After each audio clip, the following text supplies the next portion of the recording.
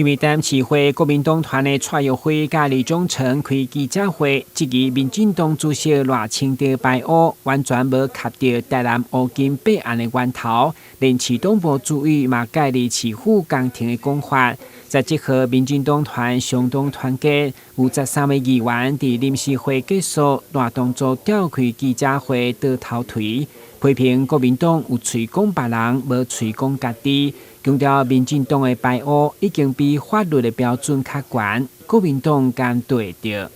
民进党是用高于法律跟党规定的这个标准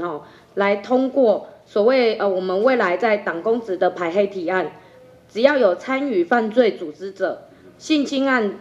这个性侵害犯罪者还有儿少性交易者，还有甚至是曾经检诉流氓条例。还有这个排黑等等的条款，只要有经到这个起诉，我们就不能够来担任党职跟竞选公职。我想这是民进党愿意来回应咱的民意，请问国民党党主席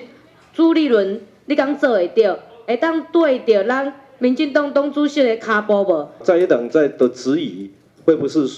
在质疑说我们会不会是在玩假的啦？哪边讲起来？赖主席在担任我们台南市市长的期间，有加一政策确实是雷厉风行，是不是咱在野党家的议员会惊是不是会惊啦加上赖主席的高道德标准，那党内外的这些资深的议员绝对记忆犹深啦那所以是不是会担心民进党的改革成功？那之后安尼来敢唱衰我感觉安尼较不好啦这样的泼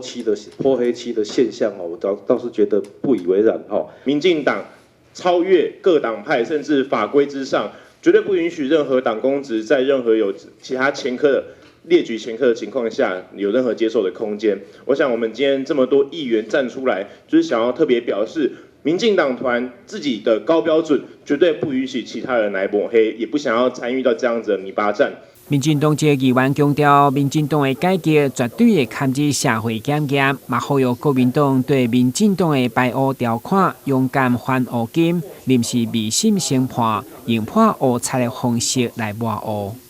有嘴讲别人，无嘴讲家己。要求国民党跟上排黑条款。有嘴讲别人，无嘴讲家己。要求国民党跟上排黑条款。台湾新闻军籍林英根采访报道。